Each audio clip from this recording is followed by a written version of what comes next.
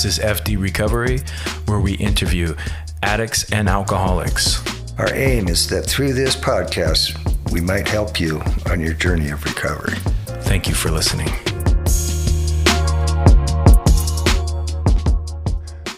Hello, this is F.D.Recovery. My name is Frank, and I have a special guest with me today. My name is Shelly, and I'm an alcoholic. Okay. This is the second take, by the way. All right. So this week, intention. This is the weekly intention portion of our podcast. And so this week we'll be doing accountability. Yeah, that's a good one. Accountability. Did you want to recap on communication? Yep, I sure do. Last week, we do a little bit of recap before we jump ahead to accountability. But last week was communication. And let me just lower this a little bit. It's a little too high. Sorry for the listeners. You hear that little... All right. So the one thing I focused on was trying not to take things personally, which I found... kind of comes up when you're in communication. The whole back and forth of either ego kind of pulling with certain conversations was a big challenge for me. And also just kind of taking other people's perspectives in and trying not to, find what they're doing offensive is kind of important in the whole conversation piece and communication aspect. So I found it very interesting to kind of navigate that.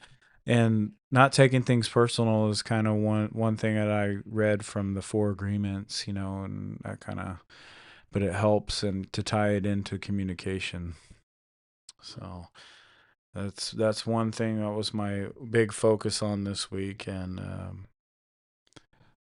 Yeah, I think as alcoholics and addicts, we tend to think that it's all about us mentality with almost everything. So when we're learning not to take things personally, it's a humble reminder that it's not all about us, and therefore that allows better communication between one another. Because for me, I take everything so defensively. Somebody tells me something and I immediately am on the defense and I don't agree with it. I already have that made up in my mind. So, what I've learned to do with communication is to shut up and listen and be an active listener and not think about how I'm going to respond to what someone's saying to me while they're talking, because I'm constantly, I hear what the person's saying, but as they're talking, I'm constantly thinking about how am I going to respond, and that takes away from the listening portion and really, trying to understand what they say. And I don't know, communication is huge and something that I'm not very good at, and I'm constantly working on because it's important in all aspects of my life. See, I can't even communicate my words now. well, I could relate because the gathering of ammo, that's the way I see it, especially when I'm just kind of listening to what a person's saying and just kind of waiting for them to finish. And I used everything that they just said, and I kind of used it as almost ammo to kind of build up my comeback. And I never really listened to it like fully, right? I used it to I listened to it just to kind of where I can see I can manipulate, if that makes sense. It was never active listening to where I'm just like, okay, this is this person's experience. I'm going to honor that. And then I'll communicate my thoughts, my feelings, my perspectives, and trying to bridge that gap. It's, my first go-to is manipulation. And it's only it's kind of maladaptive and things you kind of pick up along the way just to kind of survive. But another thing that I really watched this week was my body language, right? Because most of what we say is kind of It's kind of as the cats trying. Yeah, the cats are trying to attack our wires. They wanted it in on the podcast. So, but most of what we're dealing with as far as communication is body language, and also tone, right? So those two things, I believe, can kind of coincide. It's like you can say one thing in multiple ways with different tones and different kind of body language, and you're trying to tell somebody something, no, I'm good. No, I'm good. I'm good. It's Or like, shaking your head yes when you yeah, really mean no. yeah. No, where I say, when I'm saying one thing, but the other person's feeling another thing. And it's kind of like, I'm sorry, but when you're saying, no, I'm good, all defensive, it's like, okay, well, the person doesn't feel like you're good.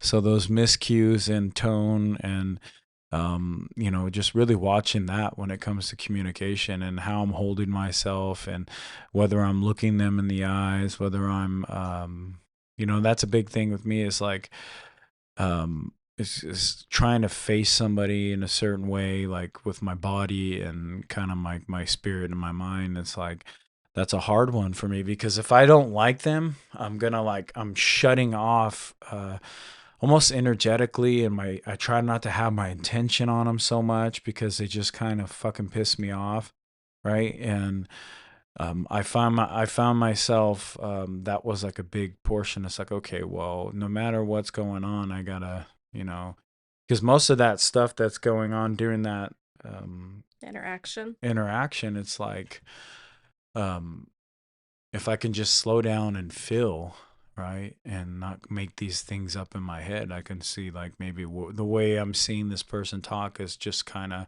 all my biasness already painted in the picture. And just kind of slowing down and watching my body language because my body language is a big part of how people respond to me. So if I'm closed off, they can feel the angst or the frustration. So they enter it almost embodying some of that on unconscious level, and then all of a sudden they don't they're shorter in their responses and they're a little snippy, and and then in the end they go, man, I don't like fucking being around that person because he always stresses me out, right? And so I just was like super cautious because that body language is definitely contagious. So I have to be aware of that, and also not taking other people's stuff on is super important. I've learned to, the art of empathy, but also apathy is kind of blocking the unnecessary stuff out, or the stuff that I didn't realize I can block out before. I thought empathy was, well, I gotta feel everything and blah blah blah. But there's certain things you gotta block out, and because some people transmute stuff that they don't necessarily mean to. They're just having a stressful day, and learning how to sift through that and kind of take on only what's necessary is the thing that I really worked on, because I worked on that body language. But it goes so deep when you're talking about the energy of the body. Well, when you're in your addiction, your alcoholism, whatever that looks like for you, you're not thinking about all of those things. You're completely acting on impulse for the most part. So having a mentality where you're not influenced with the drugs, the alcohol, all of your insecurities and character defects at the forefront. I just totally lost my train of thought. You can better approach it. Yeah, nope, I lost it. Say goodbye. It's like waving bye to the Titanic. Running on I my wonder little where sleep. that's gonna end up. Sounded good in my brain, then I started talking and I just lost We it. call those brain farts on live. No, I mean, the whole character defects, I believe, is intertwined with that whole body language, because when I start acting out my character defects, it's like, it just, it's almost like being possessed in a sense. Have you ever seen somebody that is so just either brainwashed or just almost lost in their own emotions? Whether, let's bring up politics, and they're completely enveloped, just involved in this. It's almost like, you remember the Matrix when when Mr. Smith's taking over people's bodies and going, Mr. Anderson. It's like people don't have control of their mind anymore because they allowed these character defects or whatever things they ascribe to and just kind of take over, and that's just their mindset. And there's no reasoning, there's no nothing. And I find myself when I'm acting on my character defects, it's almost like something comes along and takes over my faculties. And back in the day when I was really using, it would be rage that would completely take me over, right? And even in recovery, I've had to battle that too, because something that you've been working with your whole life and using as a tool is suddenly not useful anymore. It still has its hooks in you, and you just kind of have to unlearn that. And we'll wrap up with this communication, but I wanted to add into what my higher power worked for me in my efforts of communication, and it was helping me be quiet, just kind of slowing down and trying to listen for the message, because I think that's important, right? Sometimes we're just with communication, we think it's talk, talk, talk, talk, talk, talk, talk, talk. You got to listen, talk to me. I got to talk, it's like, but you got to slow down and take that listening into real, put it into gear, because sometimes you might miss what you need to hear if you're just jabbering away, and I think that was the biggest takeaway from my higher power that he worked into my life this week, is because I slowed down and listened for the message. Well, moving forward for me, I'm going to work on my communication and not lose my train of thought. Yeah, there we go. You My heard it here, F.D.Recovery. my defense, our daughter was up till almost midnight, and I had to get up at 6. Yeah, she's a party animal. Yeah. So, way I'm going to use it in the future is the same, just kind of slow down and listen, right? And respond to people and try to connect, right? So, moving on to accountability. Ooh. All right, Miss Reader, we have you back. Do you want me to Google that? Yeah, go ahead and Google that, and we'll see what almighty Google has to say about It's interesting about it being accountability, because you can't have accountability without communication. A lot of these spiritual principles go hand in hand, and you can't have one without another effectively. So, accountability definition. All right. So, according to Google Dictionary, accountability is the fact or condition of being accountable. Responsibility. That's pretty vague. The quality or state of being accountable, an obligation or willingness to accept responsibility or to account for one's actions. So I was doing a little bit of looking into this earlier, and when it comes to, That was a good one. Did you read that one? I'm reading it now, I guess. Here, why don't you read what you pulled up? So accountability refers to the acceptance of responsibility for one's action and a willingness to be held answerable for them. It implies a commitment to taking ownership of one's work, acknowledging mistakes, and assuring that commitments are met. Accountability can be personal, like admitting a mistake, or more formal, like a company's accountability to stakeholders. So I think that gives a little bit better, more of a, how would you say, like an applicable to reality, What you were saying? You were I've looking lost my thought. Well, you have something written over there or typed out, don't you? So, in recovery from addiction, from alcoholism, accountability means practicing honesty and responsibility in your life in order to achieve long-term change. So, one of the most important things for me about being sober is to be held accountable, to practice integrity, to do all of these things on a daily basis, even when I don't want to. Because when I was actively drinking and using, I didn't, as I've said before in previous shares, I didn't care about anybody else. So their feelings or what they were going through. It was all about what I was experiencing. And I wreaked a lot of havoc on others because of that brass way of holding myself. And now I'm a little bit more aware of my attitude and my actions, and AA had given that to me.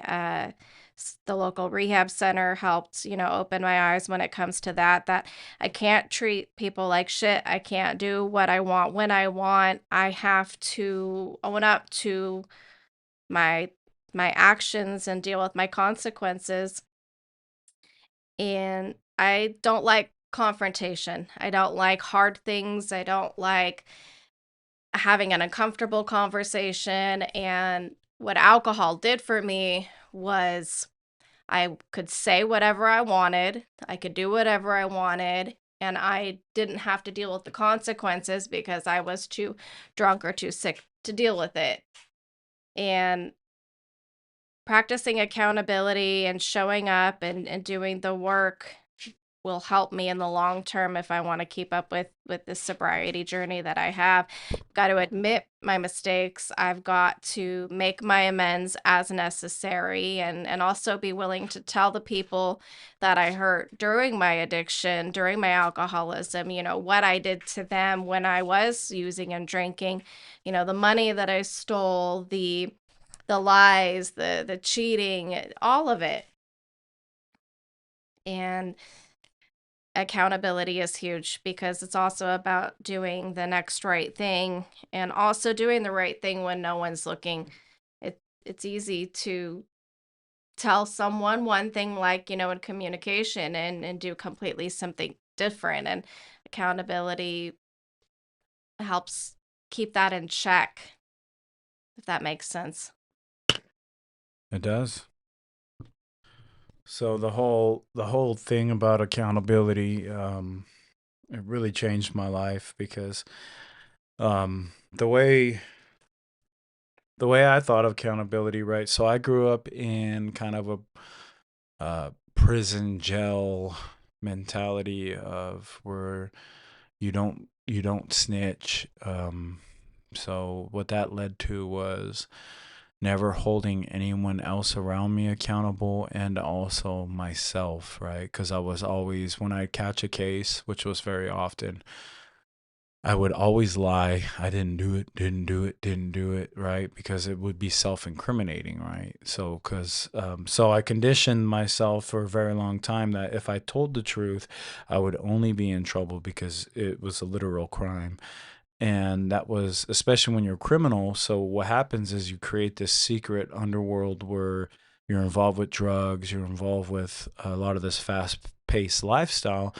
And so what I realized is I created a world of non-accountability, right? And I was also in this code of, what you would call it, like the jailhouse code or the prison code or the prison mentality. And Like the bro code, prison style. yeah. So where it's like,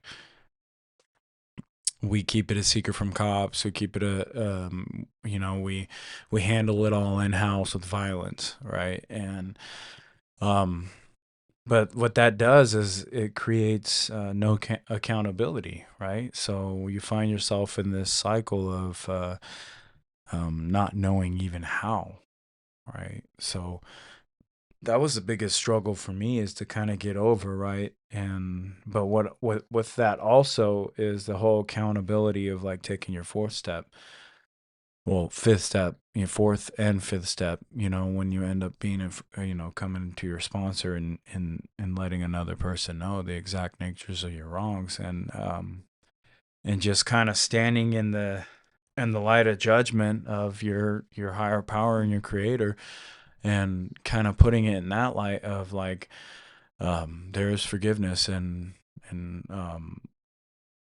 and that's a big thing for me, right? Is doing all this, right? Because I used to be, like you were saying, brass, and everybody had to know about themselves, and um, but Constant attitude and aggressiveness. yeah, complete, just narcissism, really. And so what the thing was is that when I found myself in these repetitive cycles of, well, you need to know about yourself, right? There was never any tools. There was never, I'm going to tell you all this negative stuff about you and not show you a path out, right? And I didn't realize how cruel that was for so many years. And I spoke about it a little bit on the last one with communication, right? But that also comes with accountability, right?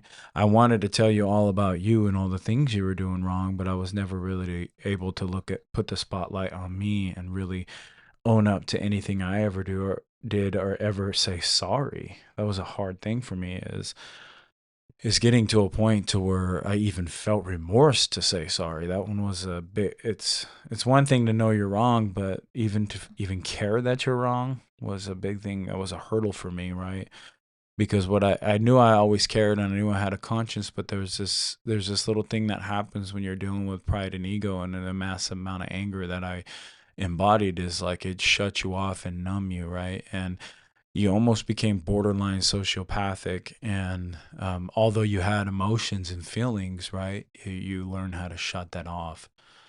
And so that was a big hurdle that I had to come through with accountability, is kind of stepping into some of these character defects, and really facing them, because I've never done that with myself. I've never done anything. I've always avoided problems within myself, and just maximize all the character defects. Really, when it boiled down to it. It's hard taking a look at yourself and where you're failing and taking that responsibility of, wow, I really am a dirtbag. I am a douchebag. A normal person doesn't steal money out of your bag when you're turning the other way. A normal person doesn't. There's just so much that we do as alcoholics and addicts that normal people don't. And there's a reason why they're called normies and we're called addicts, alcoholics. It's tough. It's hard to dig deep. And one thing that reminded me when you were talking is when you're pointing a finger at someone and you've got all this blame on outside issues, people's places and things. You may be pointing your finger at something or someone, but you've got four fingers pointing back at you. And I like to think of that, if I'm looking for someone or something to blame, well, where's my part in this? What did I do? Why am I so angry? Why am I so upset? If I'm feeling that much emotion over one thing, there's an aspect there of me that helped contribute to this feeling. And I need to really take a step back, take a look, and find out where I'm at, what's going on. And it takes more work for me than it does, for normal people out there. It's not easy to admit that I'm wrong. It's not easy to say that, hey, I was a bad person and I did all these horrible things. And I like people to see me as this, perfect mom, perfect wife, perfect person. I've got all this stuff going for me, but there's a lot of inner stuff that I'm constantly battling. And mental health is a big piece of it. And if I didn't know how to take accountability, I wouldn't be where I am today. So, one thing I want to ask you is, what is in your mind and your thought, so a perfect day, or not necessarily a perfect day, but a perfect accountability situation in your life today, what does that look like? Showing up and doing the right thing. I'm gonna have to think about that. How to, put my thoughts into words here on that one. Yeah. Accountability today in general is me showing up and doing the work, doing what I'm going to say I'm going to do. When I'm at work, actually do work and not play a game of solitaire when no one's looking. uh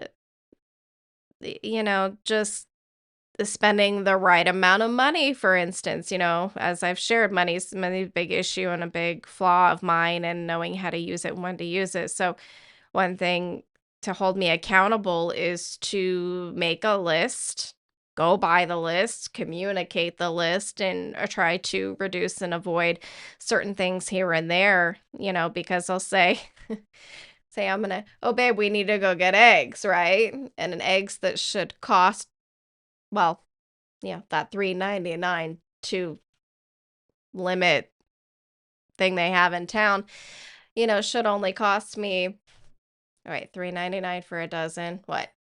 Okay, so $8, right?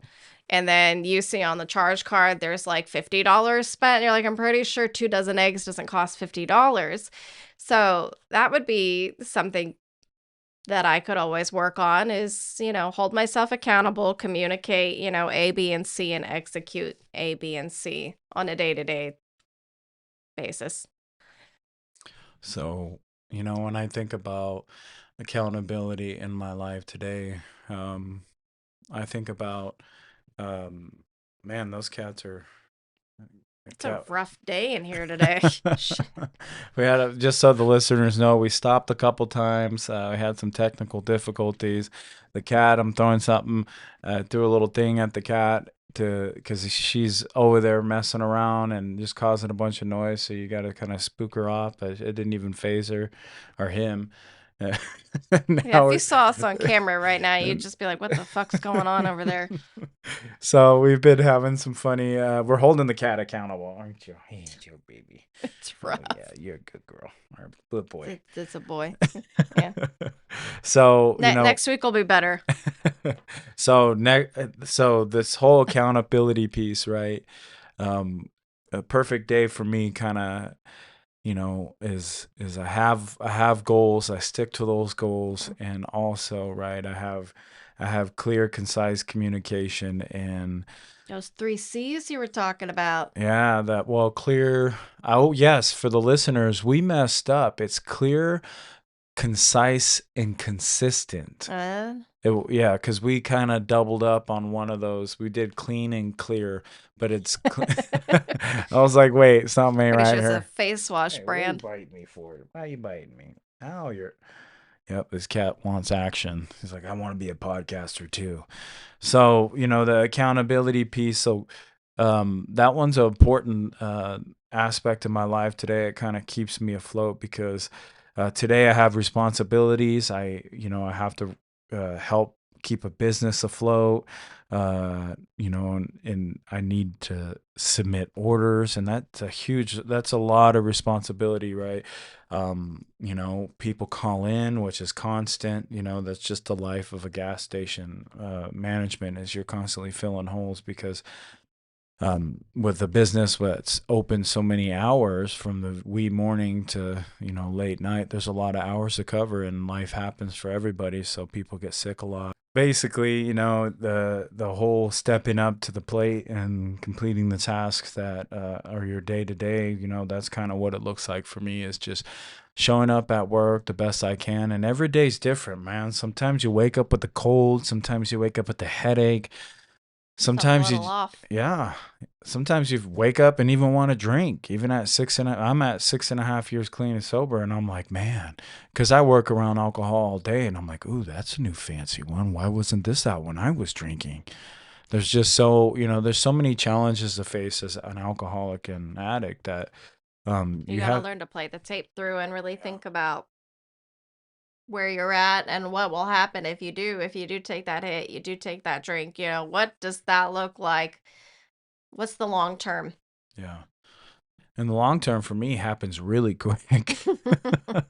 I end up losing it all really fast, man. I mean, and each run was even quicker and quicker. I wouldn't say successfully, but I did somehow I was able to stay out of jail for a whole year while getting loaded. And I look back at that, and it was probably the worst thing that could happen to me, because that was like that was kind of the run that broke me the most, and it's funny that you say that.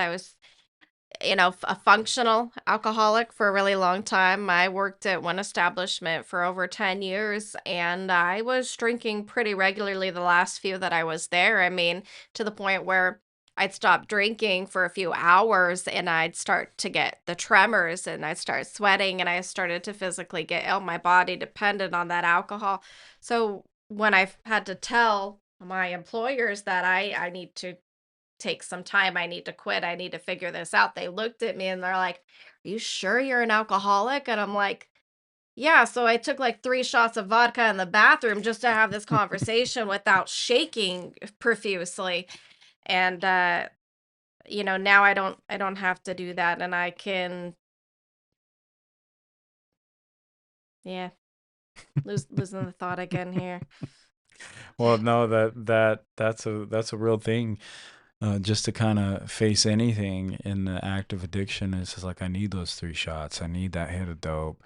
I mean, it was like almost every hour on the hour I was shooting up, right? And just to get that rush, and it was to nausea, right? Hmm. How I would behave with this whole aspect of addiction, and to kind of finish it off and bring it back to the higher power. Um, the way I'm gonna tie my higher power in, the way I'm gonna work it this week is I'm gonna stay on a truthful and honest path, right? Because I feel like that's where, for me, accountability kind of holds me tight, right? Hmm. It's is if I can just stay honest and truthful, then accountability just kind of comes. Because the way I approach accountability is I have these responsibilities and I have these things as a human being on this planet, spiritually, job related, work wise, all these different things, right? And also in my relationships, with friends, wife, all these things, right? If I just stay honest and on the truthful path, meaning I'm not trying to get in somebody else's lane, right? I'm staying in my lane on a truthful path that is my own, right? So, um, I think that the accountability will click best for me because I'm not trying to travel to a place where I don't need to be, right? I just got to stay where I'm at, because as long as I'm honest and truthful, right, what will happen for me is like I can step into that accountability with confidence, and I can complete the tasks I needed to complete.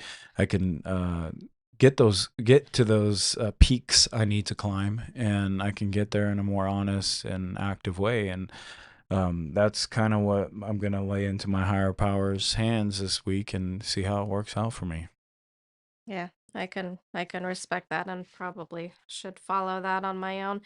Accountability for me moving forward in this week is to honestly be mindful of how my actions are affecting others, because that's huge. My attitude, my tone, my communication, I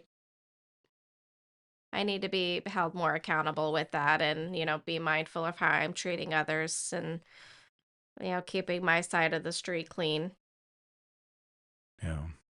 You know, the thing that I hated about accountability is it makes you feel so raw, right? When, especially when somebody else is doing it to you. I hate being wrong. Yeah, it almost enters a light of like I did something, now I gotta be defensive and fight back. And um and that's the whole point of this, right? Is getting to, we all make mistakes and we're not perfect, right? Damn.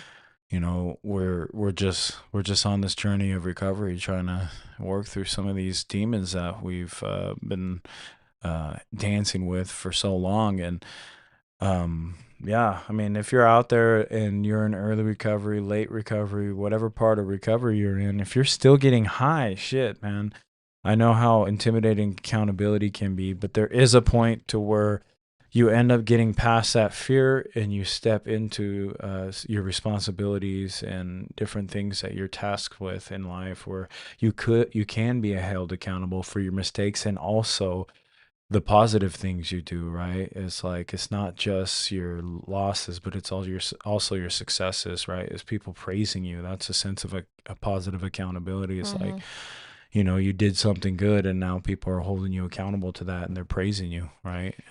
It's amazing how much I don't have to lie anymore. I don't feel like I have to lie.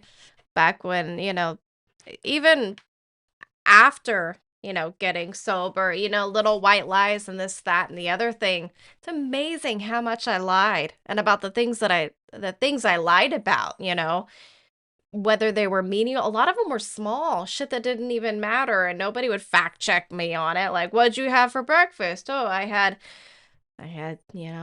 this protein shake for breakfast. In all reality, like I didn't. I had like a Pop-Tart. Like, that doesn't matter. But yeah, I don't have to lie Now I today. know the truth. Right? No, I don't have to lie anymore. I don't feel the need to lie about little things, big things. That's just crazy. Well, yeah, that's just we want to tell people A what, story. We want to yeah. paint a picture of ourselves that is appealing, not necessarily the truth. Yeah, because I can see how that's it. Yeah, I drank myself protein shake right after my workout that never happened, and Right? But those I used things to do that all the time. I'd lie about that shit all the time, and why? And ultimately it was because I wanted you to see me a certain way and not the real me. So that's been huge the yeah, last few years. that's a breakthrough, because we're so used to just having this fabricated reality based off of ego and projection of what we want people to think about us. And when we kind of get to those, By the way, I didn't have anything for breakfast today. Well, that's not true for me because I eat constantly. All right, so we're gonna wrap this up because you have to get back to work. And so yeah, if you're listening to this and you're following us, sorry this episode was a little rough.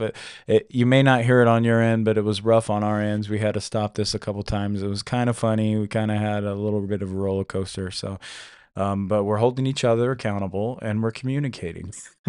I'm still here. So that's the wonderful thing about this. So if you're listening, thank you for listening. Drop a comment down below, like this video if you're on YouTube and whatever you're on, subscribe to it as well. And you'll be hearing from us every Monday, and we'll have some more interviews out soon. So yep.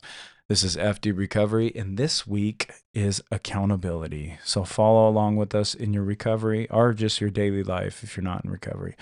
All right. Peace. Thank you for tuning in to FD Recovery. A reminder, be kind to yourself on this journey of recovery. Also, call your sponsor, get connected to local support groups, and for one day at a time, stay clean and sober.